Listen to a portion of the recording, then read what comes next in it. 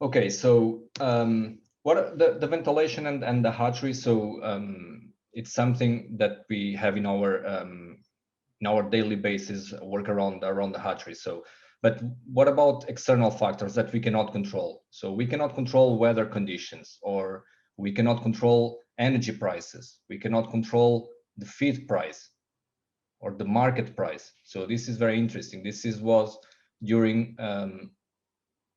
sorry, where is this? The last year. So this is the blue line is 2020. So what we see here is a, a drop on the price. So this was COVID, right? This was in March. So external factors that we cannot control, geopolitical issues, or the production demand, just because like the COVID situation, or labor quality, human errors, right? We always we cannot control. So what can we control? We can control our hatchery, and this is where we are good. This is where this is our speciality. This is where we have our knowledge, and this is where we can put our effort. And this is what we can control. This is not depending on anyone, and this is where our products come in place. And also on the hatchery nowadays, we evolve from 33%, so 25% was a long time ago, the days that were in the hatchery. So if we compare the overall time during the overall process, 21 days on the hatchery and 63 on the farm. And what we saw with the genetics evolve, what we saw is that this time was reduced on the farm. But on the hatchery, we see the 21 days. So the more we do on our hatchery, the more effect we will have afterwards. So this is important to show that the more we do on our hatchery, the more importance will be on the final product. And so as a general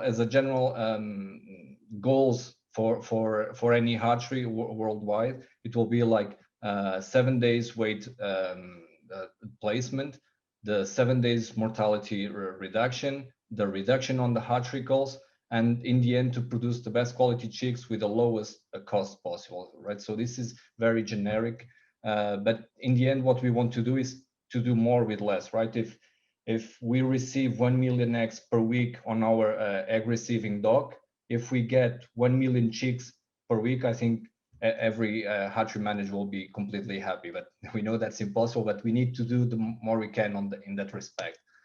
And so what we are doing in our hatchery is to mimic the nature, right? Is what the hen does on the nature, and this is what we are doing with our incubators. And why we need incubators is because the way the nature of the egg is that the egg doesn't have an active mechanism to turn the sorry, I was having here influence. So the egg doesn't have an active mechanism. So we need to rely on external factor, and this is where our machines come in place. And in terms of 5 key points that we have to control on the embryo development, we have the heat production. As long as we have the 21 days of if we talk on the chicken, of course, if we have the heat production, we have the oxygen consumption. So we have the heat production as we start being from the endothermic to the exothermic phase. Then we have the CO2 that we start to control if we are in the single stage, that we close the dampers to let the CO2 build up. Then we start opening the dampers, and then we start to use the oxygen as a vital factor to the egg development, and release the CO2. And with all this, controlling the egg weight loss. So we see a lot of things happening at the same time, and one thing doesn't happen alone. So everything is linked together. And so this will be the 5 key factors. And then we have the 5th will be the turning. And from these 5 key factors, we see that 4 we can control out of our environment, right? This will be, we can control this, or we can help to control. And this is where the ventilation plays a huge role. sorry. And so something that is very important as well is the egg weight loss. The egg weight loss, if we take an example of one egg of 65 grams, for instance, that we have, and if we take like one P120 as an example, or one W24, what we see is that we will have around 900 liters of moisture that will need to be released out. So we need to remove this moisture from the egg. And if it's being removed from the egg, will be inside the cabinet of the setter, and therefore we need to remove it out to the exterior, to the plenum, to the outside. So this is the egg weight loss that we need to promote, and depending on, of course, the breed, and we have different parameters. Sometimes we say 11%, 10, 12, so it depends on who we talk with, but we can assume around 10, 11%. And this is very important, because then if we don't control the conditions outside or inside the cabinet or outside of the egg, of course, so we can have problems, because we can either have problem don't losing too much egg the weight loss because the ambient is too high on humidity, or we can happen the reverse, that if the environment is too dry, let's say, if it's relative humidity too low, then we can promote more egg weight loss. Then we can, any of this can bring us problems to our production numbers. And so in the end, as we see, this is all about temperature, humidity, and pressure. And this is where the stable environment or a climate control comes in place, because a too cold environment can lead to, so we have low temperature uniformity. Okay, so this will lead to an extended hatch window, because not all the embryos will be in the same development. Then we have the opposite. We have too warm, and if it's too warm, then it will call for a cooling system inside the cabinet, and then our machine can condensate more than it should, because the air is too hot. Then will condensate in our coils. This can lead to wet floors, and because leading to wet floors, we can have problems on the bottom of our trolleys. So we can have micro zones, so we can have problems as well with a too warm environment. The same happens with too dry and too humid, because too dry will call, if happens that the setter has this ability to have its own humidification, it will try to compensate, so it will spray more nozzles, and because we are spraying too much, more than we should, then our environment inside will not mix properly, and then we have again wet floors. Or the opposite, if it's too humid, then it will not promote the good egg weight loss. And so, as we can see, everything is bringing some problems, and so we don't have a single. So one of the temperature or relative humidity or pressure doesn't work alone. So everything is linked together, and this is why we consider our system as a climate control, and we don't refer as a ventilation system, because we need to control all the important aspects of the climate. And so as we now merge, as you know, with JCMI, we are now one brand, Jamesway Master Incubator. We are also merging our systems, and we are launching our new Airway division, our Airway products. And so what we are going to present is the Airway Solutions. So we have three options. So we have the Airway rooftops, we have the Airway modular, and the Airway CC3. And the Airway is the complete climate control to your hatchery. We control temperature, relative humidity, pressure, that promote oxygen and release the CO2. So with the rooftop solution, as you may be familiar, depending on the region, this is more, so this is a regional thing, that some systems are more familiar in one regions than or popular in one regions than on others. So for the ones are familiar with the rooftops, we have different options. The advantage of the rooftops is the ease of installation and the familiarity and the local contractors that can be a good help to the customers. So this is a good solution, depending, of course, always on the support that you can have locally, either from JCMI or from your local contractors. One thing that is key in all our products, and this affects all our products, is that it's not only the hardware itself or how the mechanism, the mechanical side of how the system works, it's also how the system is controlled. And the brain behind all our systems, either on the rooftop, the CC3, or on the modular, the brain behind it is what it makes it special, and to make everything combine into one solution, integrated into one control. That's also the beauty of the system and what makes life easier on site on a daily basis. So I'm being I'm trying to be very light, and I'm going to pass this presentation on a fast pace, because we want to just give a small presentation on this, and then we go to the questions. Okay. So the application of a rooftop typically is that we have one or more rooftop per room. So if it's a big setter room, we can have more than one rooftop. Usually on the hatcheries, we only have one. We can also have more than one, of course. And then on the process room, we can have one or two, or depends on the size and the loads of each room. We can have more than one. This will also bring some redundancy to the system. Of course, the more units we have, the more start to be economy of scale for installation. So maybe start losing the rationale on this side. Of course, we always need to have a chill water system to setters and hatches, because this is critical to any incubator. On JCMI machines, we always need chill water to promote the heat removal from inside of machines. And depending on the systems, we sometimes need as well hot water for incubators.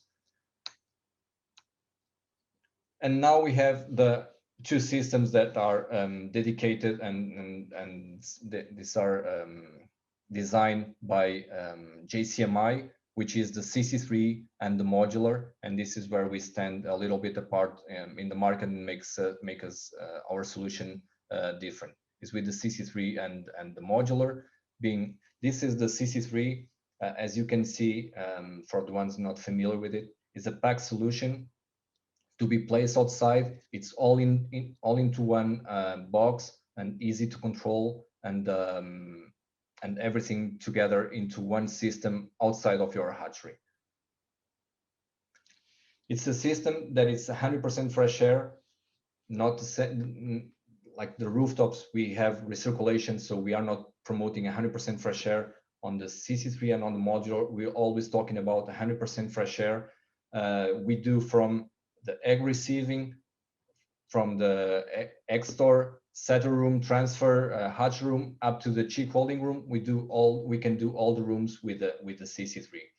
We have the chill water system built inside for the incubation, for the ventilation, for the egg room, or any other room we need to control. The same for the hot water. We do pressure control to promote. We use what we call the pressure cascade to control the biosecurity.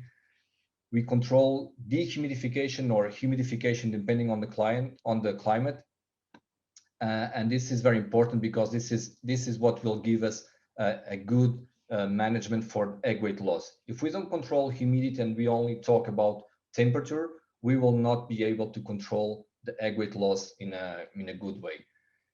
Also important that we have the heat recovery. All our systems are with the heat recovery. And with the VFD, or the variable speed, depending if it's a 3-phase or single-phase system, that for a better energy efficiency. All full control, like I said before, by the maestro or the hatchcom. So link to the maestro or link to the hatchcom, depending if we're talking on the chick master or on the Jamesway side. And this is a peace of mind, because this is the beauty of the system, is to make life easier on a daily basis. In summary, is a plant room in a box. Okay, with full redundancy and for a worry-free hatchery. We'll see in a bit more detail the CC3, just very light. The CC3, we have these four sizes, the numbers stand for CFM, cubic feet per minute, from 5400 up to 14400. The CC3 basically how it's built is we have the ventilation part, we have the plant room, we have the cold water tanks. So it's everything built inside with the boilers, with the pumps for the chill water side, for the hot water side. The ventilation unit, we connect this to the hatchery and we have chill water for our machines. So everything in one plant, everything and ready to be installed outside. Okay, a typical example how a CC3 looks like installed. We have the CC3 outside. As we can see, it's a very clean installation. We just have a CC3 and the chiller. Then we connect the ductwork, serving the setters and the hatchers, promoting the CFM for the setter room, for the hatch room, or any other room that we want to control, managing the pressures, because all our machines are relying on the pressure differential across the corridor and the plenum and through the machine. And the modular. The modular is like a CC3, but like the name is in modules. So we broke the CC3 apart and we put in modules. We have the ventilation part, which is the one that we are seeing. Then we'll have the chill water pumps and the hot water pumps. So it's everything as we see on the CC3, but spared apart in modules. So it's exactly the same benefits as the CC3, but without limits. What we want to say with this is that on the CC3, we have the 14400 CFM limits. If we want more, we need or doubles the CC3, or we need to add a modular to be slave to the unit. On the modular, we can mix and match the number of units that we need. The same specs or the same benefits as we have on the CC3, 100% fresh air, the same chill water system, the same hot water, pressure control, dehumidification ability inside our units, with the heat recovery, as we see here, the heat recovery coil. Also, as the CC3 is built in on factory and we just unload the CC3 and is ready to work, the same with the modular, everything is coming pre-installed from our factory, pre-tested. So we just unload it, plug the chill water and the ductwork, and it's ready to work. We have the ranges up to 22,000, and we can mix and match, as we can see here, 3 units. We can have 4, 5, 6, depending on the needs that we have on the customer. And as we can see, it's like a CC3 spread apart. And so there are different applications and where the CC3 can shine, or when the modular can shine, or either the rooftop. There's always a place for each type of system. And I think it's always good to rephrase this, because it's important, is that the key behind the success of our system is the controls. And the controls is what makes our system so reliable, so stable, and to have a peace of mind for an ease operation and daily maintenance and operation of our hatchery. And to finish, we'd like to say that not all the systems are the same. And I would like to thank Miguel Paches for this kind information that he shared with us. So this is a system before one CC3, so this with a local installation, and this is after the CC3.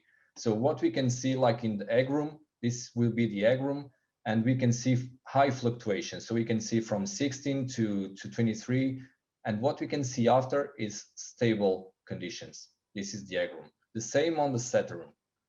So we can see high fluctuations from 21, 22, up to 30. And what we can see here after the CC3, we see the dead bandwidth that is plus minus 0.5. We can see around here the 24, 24.5. Sometimes here went down, maybe a washing, I don't know what happened, but very stable around the 24. The same with the relative humidity. So we don't see these fluctuations. And this is what is key for our good control, and especially on the egg weight loss, to promote stable conditions, because the stable we deliver to our machines, the stable our machines will work. Because if we supply always around the 24 degrees to our corridor, so this is a setter corridor, right? If we supply always around 24, our machines will receive always around 24, so we don't have high peaks on the machine fluctuating.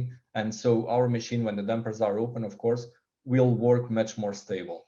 On this scenario, the machine will have to go up and down, compensating cooling, compensating with heating, with spray, non-spraying. So the machine is fighting one system against the other. So this is key, and I think this is very important. And thank you to Miguel Pachas for this information. And so to summarize, why the ventilation or the cooling is so important? Because the performance of the incubator will be dependent on the system that serves it.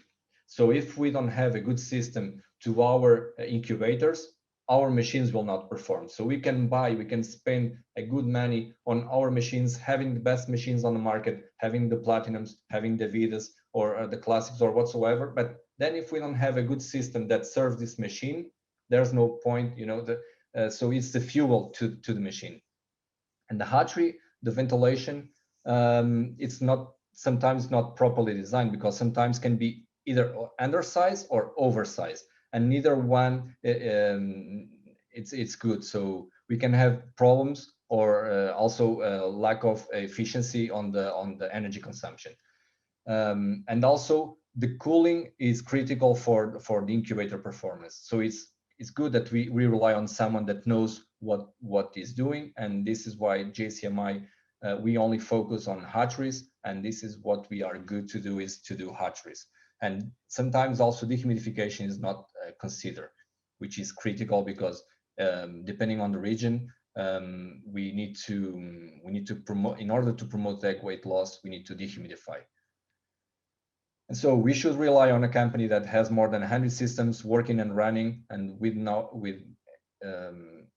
performance and with reliability, and with a good global support that can help us, especially like we saw this year was a test for everyone during the pandemic. And it's important that we have also this good support, not only a great system, but also a great team that can support us.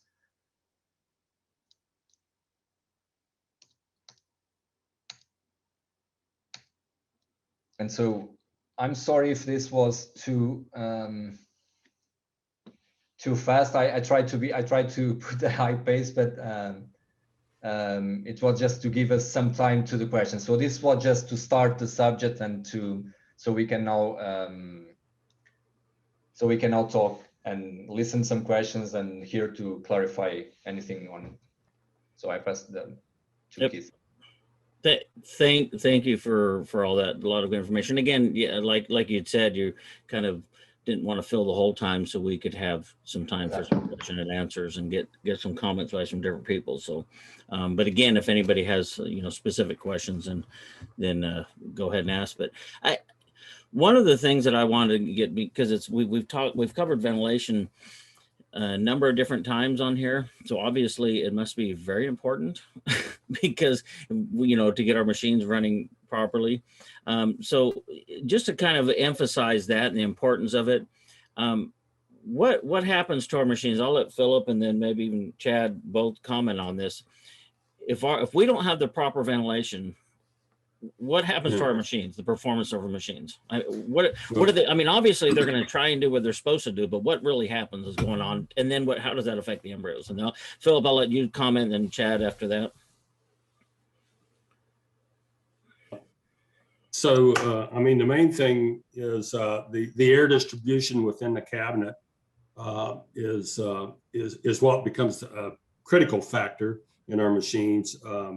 If the machine has to be pulling on air or sucking air in, then it just it really causes a lot of hot and cold spots.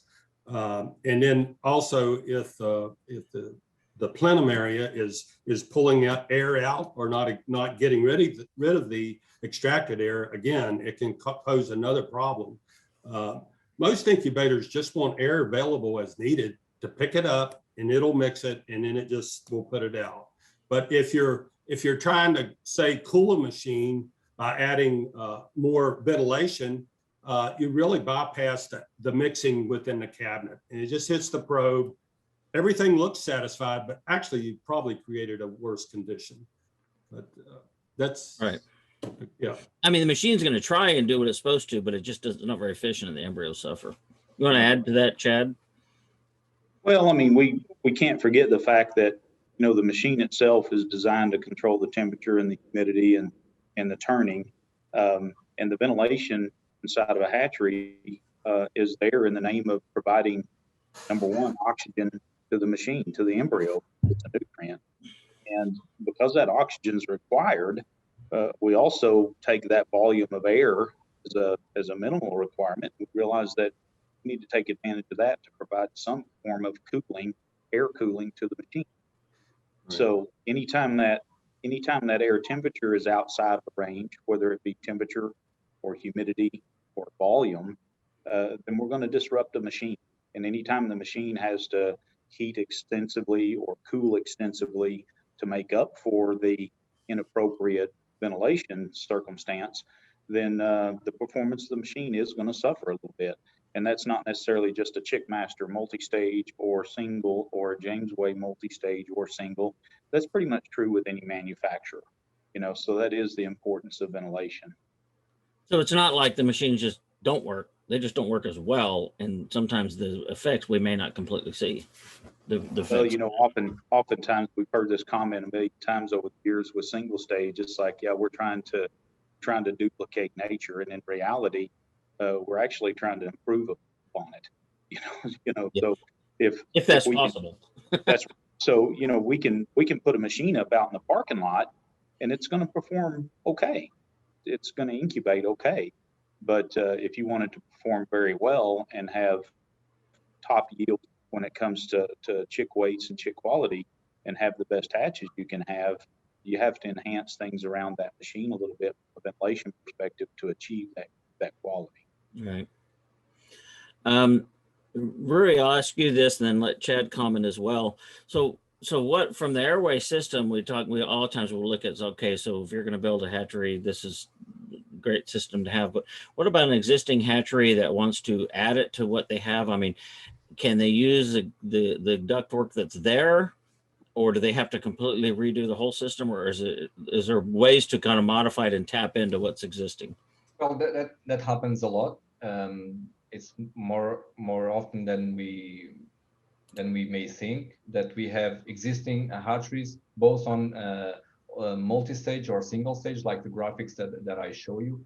Existing customer that wants to improve their, like Chad was saying, you can put this on the parking lot and we'll perform. But if we have the good ventilation, it will outstand the performance. And so to your question, in terms of the installation, depends. It really depends on each case, because sometimes we need to consider that the airflow is right for those ductwork, so that ductwork is properly sized prior to our design. Also that it's in good shape, because can be the good size but cannot be in good shape, or it's in the ideal position in terms of distribution. But yes, we are working with a customer that we are planning to use the more we can, so we can retrofit, spending the less the customer can, of course.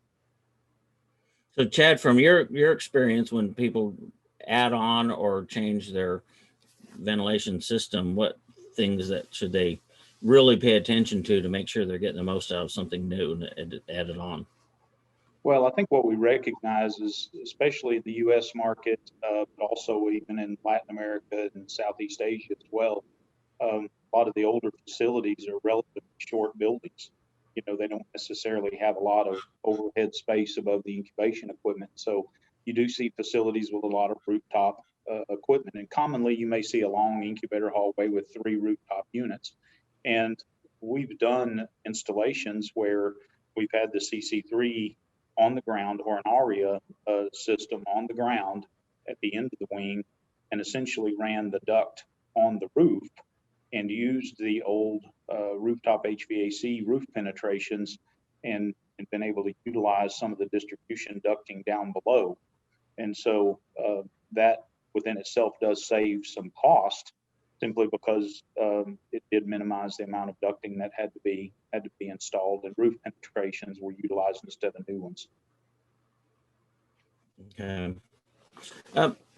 I know you just dealt with this a little while ago, Philip, when we're talking about trying to maintain ventilation in the hatchery and having the right pressures and conditions stuff. You've run into this recently where you've had some windy conditions to where if it's become difficult to stabilize that environment in there to run. I mean, what are some of the things you've seen and adjust? And maybe there's something, maybe the airway system will kind of override some of that. I don't know, but you just dealt with that. Will you comment on that a little bit? Yeah, I think, especially some of our more windy areas within the U.S., the Midwest, even out in the Western states, we see a lot of that. So there are different, OAR reference modules that we use, sensor packs that can at least buffet some of that wind when it does get extreme and you're trying to operate under room conditions. I've seen some northern regions, they actually have an attic. And so sometimes they'll move the reference into that and they get a more stable environment. Also the controls can, when it sees the up and down swings, it'll try to just run an average. And so your dampers aren't following that up and down swing. And it may not be, the pressure may not be as having an effect on your incubator as it appears, but it does offer some control that way. I've also seen Coke bottles punched with holes and all different types of things to sort of, slap some of that down so it isn't controlling too much. Chad laughed at that, so I'm sure you've seen that too then, right? The creativity of trying to make things work. Yeah.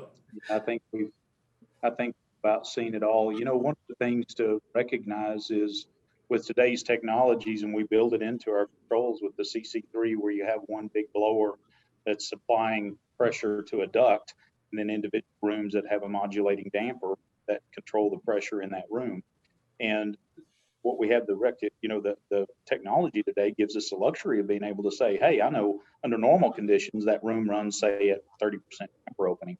And I can set a min damper opening of 25 and a max of, say, 40. And it lets it move some when you have those windy conditions, but it keeps it inside of an operating range. And that's one safety net that, from a technology standpoint, that we try to build into our system today, because that's, you don't ever want the wind to drive your dampers fully zero, nor do you want to be dealing with 100% damper openings as a byproduct of it as well. So right. Buying into technology and having that capability is really where the money's at. Good deal. Okay, Rui, so in your work and stuff, one of the questions from one of the attendees here says, how do you go about checking to see if your current ventilation system in a hatchery is good? I mean, obviously somebody might come and say, we're just having some problems, so can you check? But if somebody just says, hey, can you just evaluate our system? How would you go about that? Well, I would say that the performance of your the production will give you a good indication if you have problems or not. That will be the first that I will say. Look into your chick room, you will say that you have problems or not. Then if you want to really check, I think you need to go to the machines and see the inlet, what the CFMs with a proper, like, opening the dampers and do if you are measuring the CFMs that you have on your spec sheet on all your machines, and then if you have the CFM going to your room. Also, do you think you have good pressure control? Sometimes you can see the pressure control depending on type of doors. Sometimes you have these panel doors that that you can see the blow door to the outside or to the inside, or if you can put some papers, you see sometimes some tapes or paper on top of the door, so you can see if the air is going on one side or the other. Small things that you don't then doesn't need to invest a lot of money, that you can feel, smell. You can feel the smell if you have on a clean room and you have a dirty smell, so something is wrong in that room, right? You are pulling air from one dirty area, so this is not only on the setters and the hatchers, but also on the overall hatchery as what we call the pressure cascade for the biosecurity, which is very important. So I think with a bit of common sense, you would feel that you have or not a good climate control. Okay. Philip, I'm gonna let you answer this since we've had this discussion many times. Couple of different questions on here about where do we find the proper specs. First, what are the standard pressures and environmental conditions for your setters and your hatchers, and where can we find them? Philip, you want to address that first? Sure. Yeah, it's in the manual. I'm sure many of you have manuals, and you know, it'll have the specs for our machines.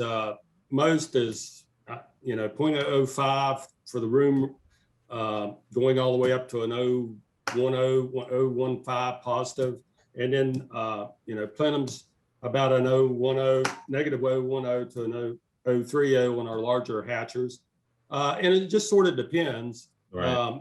And also, whenever Roy or any of our engineers are planning a hatchery and doing the design, of course they have that information.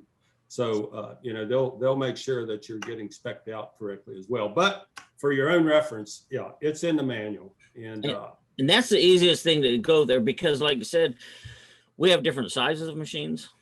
And then we have different types with Chickmaster, Jamesway type of things. So yeah, you need to go to the manual to see, because there's not really a answer. That's like they all should be X. Right. So go to the manual. On that, and this might, maybe Chad or Rui can assist with this as well. So along those lines of the ventilation and pressures and everything, had one of the attendees asked that their hatchery is at 1.7 meters high. Is that, do you change your ventilation? Actually, not 1,700 meters high. So would you change your ventilation? Do you make adjustments with the system? What we do, I don't know, Chad, if you, okay. What we do is on the design side, we need to take into consideration the place, the reference of the place for ambient conditions, both on temperature, outside ambient temperature conditions and relative humidity, as well the altitude, because that will create, we need to compensate what happens is the pressure differential on the pressure on the oxygen that you need to compensate with the more CFMs. And also what happens inside our tissues is that with oxygen being more dry condition, on the relative humidity is always low, it will consume more water from our body. And so you need to correct as well the relative humidity. So relative humidity, people always refer to oxygen. I understand, always refer to oxygen as a condition with altitude, but relative humidity is key. And that's what we also need to correct, not only CFM, but relative humidity. So in order to don't dehydrate. I don't know, Chad, you also... some comments on that, Chad? Yeah, and that's correct. What most people assume with higher altitude is lower oxygen on a per volume basis, and so they have a tendency to try to put more air through the machine. And the biggest factor in all cases generally comes down to relative humidity. And so when you have an extremely dry environment and you introduce that air to the machine has to try to compensate for that. So in a multi-stage environment at high altitude, we always focus on trying to make sure that relative humidity is adequate in a room environment. When it comes to single stage, with the Chickmaster single stage, historically, a lot of companies don't necessarily put CO2 meters in their single stage incubators, but we generally promote that idea very strongly in high altitude because CO2 is just going to give you an indicator that you have a lack of airflow or not enough oxygen in the air because it's been consumed by the embryo. But again, the biggest key is maintaining humidity in an adequate environment at those high altitudes. Yeah, and also because you have less oxygen in the air, you need to compensate with a bit more CFM, right? And because of the relative humidity that we are talking, it's even more critical because instead of breathing, let's say 1 CFM, you need to breathe 1.5, and because it's low humidity, it will disrupt even more the lack of humidity. So it's very critical. Anything to add to that, Philip? Or? Yeah, I agree, and we've seen that, with high altitude incubation, as Chad mentioned, a CO2 sensor really shows it just sort of offsets. If your CO2 is high, then you have less oxygen, especially toward the end of incubation. So it's a great tool to monitor your conditions. Okay, here's a multi-part question discussion. Probably all three of you can contribute at different times. One of what's the best way to disinfect or prepare your entrance air in your HVA system, but also throughout your HVA system. He says, what's the best way to keep those clean and prepare? I mean, we've got filters and different things, but you hear some really old hatcheries that start having problems. You hear people, that's in the ductwork, it's in the ductwork. What, if each of you comment on what some of the best ways you've seen to really kind of prevent that and keep that air the way it should be and clean. And I don't know who wants to go first on that, but probably want all of you to comment on this. Well, I can go first. Being a hatchery manager myself, we just had to dismantle the duct, and it was a job. But there are places within the duct that just accumulate debris, can store bacteria, E. coli, things like that can get trapped in there. So that was one method that we used, was just to totally take time, dismantle it, and put it back together. Well, and I've seen some extreme conditions where the environment outside of the facility, maybe they're across the road from a place that's producing some pretty bad, some bad contaminants, and when it comes to making sure your ducting is in good shape, the number one thing is make sure you buy good quality filtration and make sure it's managed, because once that goes bad, now your duct is dirty, now the inside of your units are dirty, and you got to clean and disinfect all of it. In some old applications, I've seen hatcheries where we've literally had to physically, pull things apart, cut access holes in duct, sure, high pressure wash it, sanitize it, disinfect it, and then if it has a really rough, porous, or an abrasive type surface, literally going in there and putting in an epoxy type coating or an antimicrobial rubber type coating on the inside of the duct becomes a big advantage, because that's something you can do, and then it makes it easy to clean long term. But once you do that, change your filters. You've got to do that. There's, hands down. A lot of people concern themselves a little about filtration, or say, because I've been in hatcheries from 30 years ago in the U.S. market, and one of our focus when it came to designing ventilation is to minimize ducting. That's why you see a lot of rooftop units on a room, one for redundancy, but two is to let you have good air distribution with minimal ductwork. And so when you look at what's in reference today is, like, say, a central air system or CC3, anything that uses one big main duct that feeds into a building, you see these thousands of feet of ducting, and people get a little bit concerned about that, because how dirty is that going to be? And the thing you got to recognize is that the only thing you're feeding into that particular type of a duct is 100% outside air. And as long as you filter in that one place, that duct is going to be clean. I've looked in ducts that were 20 years old and had never been cleaned, but they were extremely clean because they always manage their filtration. But you take a brand new system with a rooftop unit where it's got a return, and that's where your dirt's coming from. That's where your bacterial load is coming from, is the egg pack and what's in the hatchery. And next thing you know, you've contaminated the inside of your unit, and you'll have more problems with a system that's new, that's not maintained, versus a really old system that's designed correctly. But filtration is really a key. So go ahead, comment, Ray, and then I have another question. Oh, I was going to say that, but then Chad summarized very good, because this is, I think, is critical, more related to rooftop, because you have the recirculation, whereas on the CC3 or on the modular, being 100% fresh air, as long as you don't have any problem with the filter or you don't have any holes. So if you have a hole, it's because you're not doing a proper filter management. Because it's 100% fresh air, you have the filtration on the main air intake, so you shouldn't have any problem afterwards, unless you have a leak. But because even if you have a leak, because it's over pressurized, never goes in. So it's more on the rooftop side. I mean, Chad kind of mentioned this as well, but how does the modular and CC3, how do the systems compare to others as far as you know, the hygiene and cleanliness within a hatchery and maintaining that. So it's much more simple. What can be also done just for the sake of simplicity is for maintenance is to have visitors, for instance, when it's closing to a damper for maintenance. So on every close to a damper, have an access door that will give you access to the damper if you need to maintain or whatever you need to do on the damper, and it also give you access to the inside of the ductwork if for any reason you have any problem.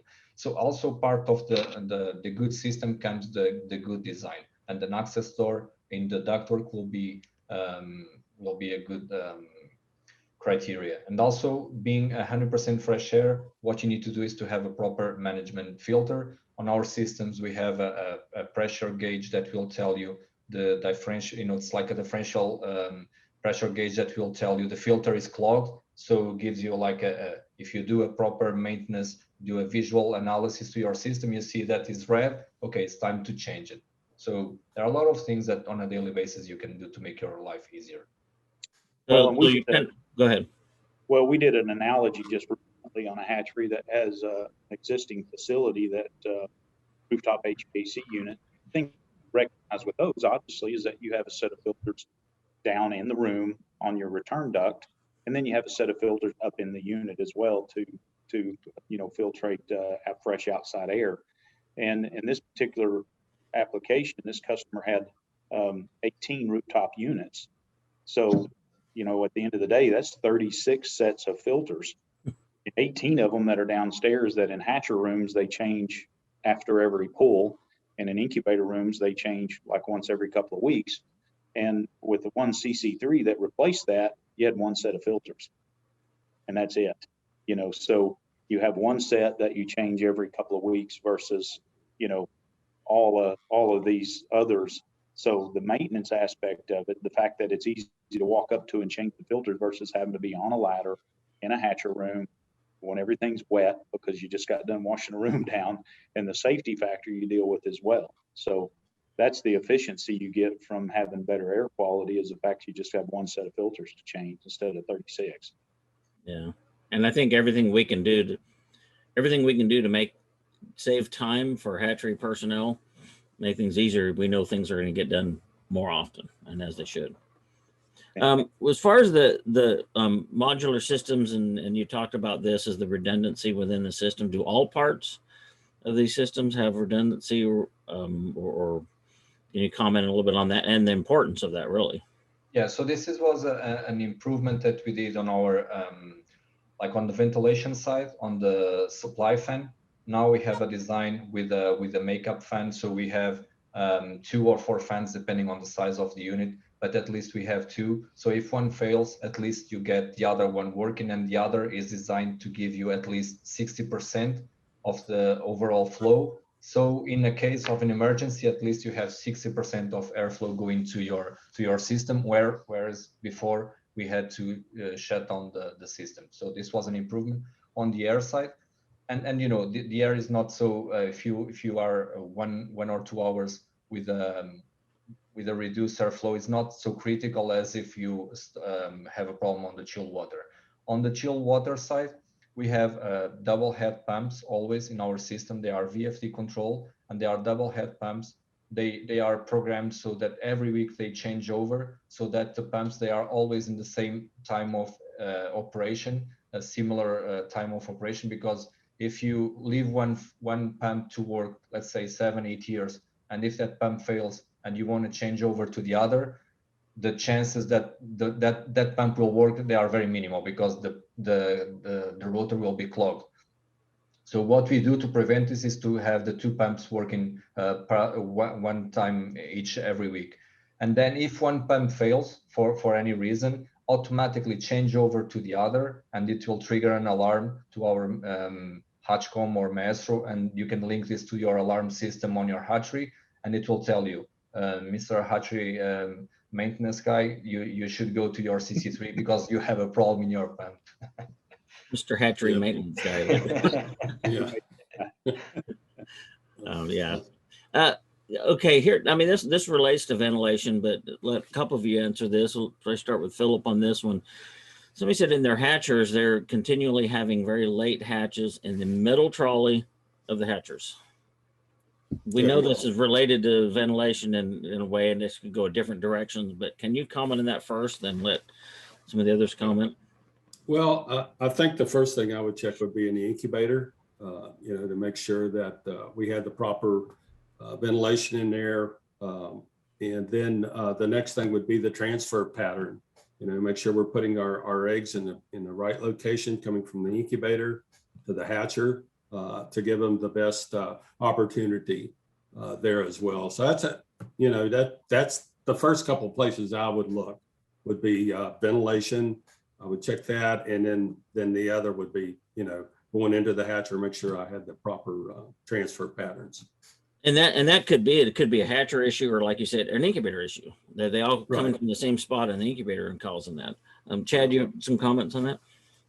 Well, you know, I think a lot of times that, you know, if you're talking multi-stage, one thing, but you know, when the thing that we forget a lot of times is we focus so much on just strictly machine operation, but you know, that embryo is trying to tell you something. And if you've got a draggy hatch, either some are coming off way early or you've got some that are coming off way late. It's one of the two. And if you'll focus on monitoring eggshell surface temps, either at transfer out of a single stage or, you know, just prior to transfer in multi-stage, it's going to indicate in the incubator, it's going to tell you where that problem is. And if you're on the low side of temperature, you've got to bring your average up. If you're on the high side, you got to bring your average down. And it really is that simple. We forget a lot of times to monitor in various places with eggshell surface. And that's really what we're trying to learn when we do that, is to make sure we're not creating heat stress, but we have enough even temperature that we're inside of our average, so we don't create that spread in hatch. Letting the embryos talk to us. I love that response. They're trying to tell you something when things are good or bad. They're trying to tell you something. Let you comment on this, Chad. Is somebody had asked if they can install a CO2 monitoring reader in the Chickmaster machines, because I know the Chickmaster doesn't necessarily use them as much, but can they, and when and why should they? So if in a single stage application, you know, it's a lot of our machines do have adequate analog capabilities. So it's just a matter of adding the CO2 sensor and wiring it into an analog device and then activating it on the machine. In the case of multi-stage, for instance, in most cases, it's not applicable on the machine itself, but you can install a CO2 sensor and then have a remote monitor device that allows you to, you know, to at least tie that into a system and be able to monitor it. You know, and again, you know, we talked earlier about the fact that, you know, the machine is capable of doing the temperature and the humidity control and the turning, but airflow is what it doesn't do on its own. And so we kind of have to manage that. And if we're too low of airflow, then, you know, we don't have adequate oxygen, we have too much CO2, and that's going to cause some quality issues. But then on the other hand, if we put way too much air through a machine, then we create temperature variations in the machine. So you get this spread in hatch. And so monitoring CO2 gives you the recognition that you're on one end of that spectrum or the other. You know, I was actually in a hatchery today and did some right now. Right now. I'm going to tell you where I'm at, because they may actually be on here. But okay, they know I'm here. But the point is, in this particular application, they had 2 incubator rooms with identical equipment, identical room conditions, with the difference being that they run their exhaust plenums on these multi-stage machines as a manually hardwired in exhaust fan. There's no pressure reference. There's no way to monitor pressure. And yet what we simply did was we went and looked at airflow through the machine. We measured air volume out of the exhaust, out of the machine. And on average, the room that was performing well, they were running, you know, closer to about 3.5 to 4 CFM per 1,000 egg set capacity on a per machine basis. And the room that was running very poorly, we're talking about a 2% loss in hatch, they were actually pushing 6. So More volume of airflow. And as a byproduct, the machines were just struggling to try to maintain the internal environment, and they were creating these variations in temperature and a spread in hatch and a loss of hatch. And all that boiled down to, if they would have had CO2 monitoring, then they could have recognized the difference between those two. And that's all it boiled down to, really. Yeah. And that's a great example of sometimes more ventilation is not good. It's not that, you know, you don't want to have too little, but you don't want to have too much. That's right. Machines may not be able to handle that. Yeah. We do carry a handheld CO2 monitor, which is very good for multi-stage applications. Even you know, multi-stage hatchers, many times they don't have any way of monitoring CO2, but just a remote monitor. I've even used it in some chick rooms where the birds were just screaming. Nobody could really figure out why. We had air movement, and we took the CO2 monitor in there. We were over 10,000 parts per million, and people weren't feeling too good either. But it is a good way to reference different applications in the hatchery. One thing we've noticed in the U.S. market, you know, 30 years ago, it was common to build a brand new hatchery with rooftop evaporative coolers and exhaust fans and resin and you know, back then, 30 years ago, we didn't have exhaust plenums, so we didn't maintain pressure differential across the machine. Yeah. So you see a hatchery that put in rooftop HVAC units and pressure controlled exhaust plenums, and everything was great, and they felt good. And about 3 weeks later, their hatch went down, and a lot of it had to do with they're too cold of air and way too high volume through their incubation equipment, which, you know, the volume was there because of the old evaporative system that they, you know, it was just, they hoped they performed well, you know, with those systems. So we saw that happen many times again, you know. Yeah. What would you say, Rui, and actually you can all comment on this, sometimes people will kind of, they try and, I wouldn't say nickel and dime, but people are very cost effective or conscious on certain things. And say somebody says, well, maybe our system's a little bit more expensive than they want to do. I mean, how do you comment? I mean, there's a cost to everything, like either financial cost of what you're paying out or a cost of what you lose by not having the right system. I mean, so how do you discuss with people and balance that? Because I mean, it's all about what we produce out of the hatchery, the quality we produce out of the hatchery. It's not all about how much money is going into it. We've got to get that out. So how do you comment on that? So on the production side, how much you would cost, or you mean? Yeah, well, just, you know, we see. Go ahead. There are two typical questions or issues, that your system is expensive, or it's always that commercial aspect, right? Which is normal. Each one has to play its game. But we like to say that, you know, you get what you pay, right? If you know, there are different types of cars, and you can say I have I have a Fiat and it's a car, but you can have from the same brand, you have a Ferrari, or you can have a Mercedes, right? And it's still a car. So you're not lying. You both have a car. So you are both offering a car to the customer. And it's the same on any system, on the incubation, on the ventilation, on the automation, on the construction, anywhere, it's always the same, right? You pay what you get typically. And sometimes we are not comparing apples to apples. And this is what is critical, is that we are focused. So our ventilation design is focused on hatcheries. And this is the only thing we do is hatcheries. So when we do a hatchery design, we know what we are doing and we have a high standard. And sometimes when we compare that we are doing a chick room, for instance, you can do a chick room two 1,000 CFMs in that chick room, but you can do the same chick room using, let's say, 5,000. So the two brands are saying, or the two options are saying that you are doing the chick room, or you are doing that room, but it's a different way to do it. And of course, the 5,000 will cost more because there's more equipment to it, and of course it will bring more quality to your production. And so, which is difficult because sometimes not all the criteria are outside, and you cannot compare. You cannot say that you are comparing apples to apples, but what you can say is that with our systems is that after 10, 15, 20 years, they are still working. And this is critical, because if you don't oversize a little bit your system, every system will have, as a mechanical, will have a loss in efficiency with the years. In 5-10 years time, the performance of any system, no matter how good it is, it will reduce a little bit its performance. And so if you don't have a margin to overcompensate this, in 5 years time, you are calling us and say, look, I have your system and it's not performing anymore. So if you have your system very tight to the moment, in 5 years time, you'll have a problem. And that's why we as with 10-15 years, we still don't have problems with that. And I think that's why it's difficult to compare.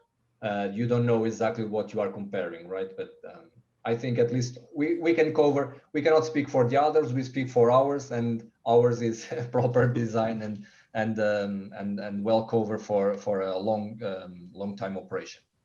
And I think the comment you made early on in that was perfect. It's like, this is what we do. We do ventilation for incubators. We don't do it for this and that and this and that. So we know exactly what our machines need and we can give it to them. And I think some of the other people know ventilation, but maybe not necessarily. I'm not saying other competing incubator companies, but people that do ventilation and a broad spectrum of things, they know ventilation, but they don't necessarily know exactly what is required. And so I think that's where we excel in that. We do it for chickens and for turkeys and duck hatcheries or whatever. Well, I mean, a lot of times we've done some studies on this, but the reality of it is, we try not to, especially with, say, CC3s, for instance, and central systems and things of that nature, the modular stuff, we automatically build in that redundancy, the dual pump heads, the dual blowers, things of that nature, and it builds in cost. That is an added cost, but we don't give an option to not do that simply because we know at some point down the road with the system, it's going to need it. And then in addition to that, a lot of it's about the controls and the flexibility. When you look at a modulating valve, for instance, not only do we have an analog signal to tell the valve where to go to, we have an analog feedback to tell us where it's exactly at. And where that really, it costs more to do the controls. But from a maintenance perspective, if I want to calibrate that valve, I can manually drive it closed and then calibrate it. I manually drive it open and calibrate it. Now the computer knows where it's at. And if the valve fails, you get an alarm telling you the valve has actually failed. We've told it to go somewhere and it's not going there. And we know that, and it doesn't become a troubleshooting nightmare of going, I don't have feedback, so I have no idea where the valve is. We do the same thing with our modulating dampers and things of that nature too. So that's a big key when it comes to cost, is building in things that allow the system to operate more efficiently and easier to be able to maintain. And also something that is very common on this respect is something like the chiller size, saying, look, we have an offer that we can do you are sizing your chiller for 200 tons, and we can do with a competitor A, B, or C with 100 tons or 150. And so our answer is, are we talking the same, right? Because it's physics, and if you need that much CFM, and if your location, your hatchery is the same location, so the weather conditions are the same or should be the same. So we are not comparing apples to apples, or either you didn't allow for the right temperatures outside, the weather condition outside. So probably in summer you will suffer, for instance, with the chiller, or maybe your criteria design inside the hatchery is not the same. So we have a high criteria, and we stand up for that. And probably if you have a chiller that is half the capacity, maybe we're not talking the same system or the same solution, at least, right? Because it's physics, and that's no other way to go around it. Yeah. Okay, so here's a fun question that some of you might want to answer. So they're having embryo mortality. They're seeing more embryo mortality than what they should usually see in part of their incubator. It's a multi-stage incubation, and part of their incubation. And the question is, would they decrease setting of eggs in the machines to maybe try and compensate for that, or adjust or look at their ventilation and address that? So I think for most of you in this topic, probably we know what we should do, but why would we first attack ventilation on that issue instead of trying to adjust your set times and patterns and eggs and things? Chad, you want to address that first? Well, I may be confused a little bit on the question. Is it more targeted towards the fact that they have a lack of ventilation in the room, and Well, so they feel like yeah. maybe they can't? Yeah, I don't. They're just saying that they're having more embryo mortality in multi-stage machines. So their thing is, should we just start changing our setting patterns in our machines or address ventilation? I mean, one is a Band-Aid and one's a fix. But Oh, of course, yeah. Yeah. So I guess to some regard or another, they have to make a decision and understand where their embryonic mortality is occurring. Right. If it is strictly more hatch related, then it's easier to deal with as opposed to if it's at some point in incubation and it's due to a lack of ventilation. So, I think that's the key to it. It sounds like whoever asked that question, if it is Chickmaster, feel free to reach out to me directly and we can work through some more details. Or if it's Jamesway, reach out to Philip. But at the end of the day, obviously the short term, you've got to fix whatever the problem is causing. If it's a lack of ventilation and it's CO2 issue, you got to get more air. If it's an overheating issue, you got to figure out a way to. And the two machines, yeah, the two, we say multi-stage, the Chickmaster Jamesway, they're both multi-stage, but they ventilate differently. So there's a little bit different ways. Yeah. Oh, yeah. Yeah, so there's different ways to address that for certain. So yeah, we can maybe address that a little bit more later. But well, I just wanted to thank you all for being here. We covered a lot of different topics. There's a few kind of more detailed questions that I think would be easier to answer directly in an email if we can. I know there's a couple of that were registered here as anonymous attendees and had some pretty detailed questions. If you can send those to one of us directly to the webinars at jamesway.com and a little bit more specific, we can reply back to you more specifically, because I think it'll take a little bit more discussion than what we can do here to get some back and forth questions. So a couple of the anonymous attendees, if you send those in again, and so we can contact you, I think it would help get your questions answered. But thank you all for everything. I think it was a good discussion all around, bring a lot of different expertise from different angles. So it's always appreciative. Thank you, Chad. Thank you, Philip. Thank you, Ruby, for putting together the presentation, and hope to see you all again in the next round of our webinars in 2 weeks. So thank you. Thank you. Thanks. Everybody have a great day. Bye. Yep. Yep.